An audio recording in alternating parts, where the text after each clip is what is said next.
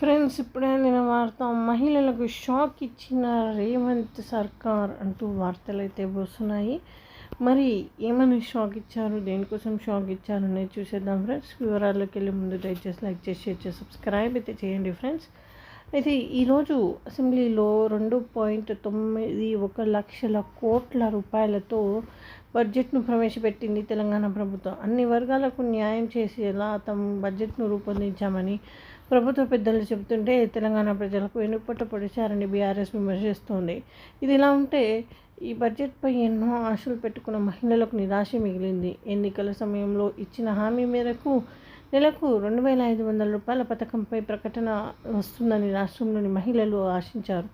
అయితే బడ్జెట్ ప్రసంగంలో ఆర్థిక మంత్రి భట్టి విక్రమార్క ఈ అంశాన్ని అసలు ప్రస్తావించకపోవడంపై ఎన్నికల సమయంలో కాంగ్రెస్ పార్టీ 6 గ్యారంటీల పేరుతో హామీలు ఇచ్చిన విషయం తెలిసిందే.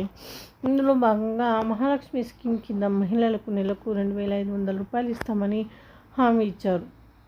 దీంతో ఎన్నికలు ముగిసిన కాంగ్రెస్ అధికారంలోకి వచ్చిన నాటి నుంచి ఈ స్కీమ్ అమలు కోసం మహిళలు ఆసక్తిగా ఎదురు చూస్తున్నారు. అయితే బడ్జెట్లో ఈ స్కీమ్ గురించి ప్రస్తావించకపోవడంతో ఈ ఏడాది దాదాపు ఈ పథకం అమలు లేనట్టేనని తెలుస్తోంది. అయితే ఈ స్కీమ్ను ఎప్పటి నుంచి ప్రారంభించినా కఠిన నిబంధనలు పెట్టే అవకాశం ఉందని చర్చ సాగుతోంది.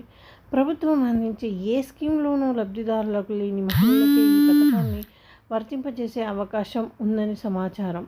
ఇంకా భర్త ఐటీ రిటర్న్ దాఖలు చేస్తే భార్యకు ఈ స్కీమ్ వర్తించదన్న రూల్ కూడా పెట్టే అవకాశం ఉంది. ఈ స్కీమ్ విధి విధానాల రూపకల్పన కోసం ప్రభుత్వం త్వరలో కమిటీని ఏర్పాటు చేసే ఛాన్స్ ఉందని తెలుస్తోంది. సో ఫ్రెండ్స్, ఈ విధంగా వార్తలు అయితే వస్తున్నాయి. మరి చూసుకోండి ఫ్రెండ్స్, లేడీస్కి మరి గుడ్ న్యూస్ అని చెప్పాలో బ్యాడ్ న్యూస్ అని చెప్పాలో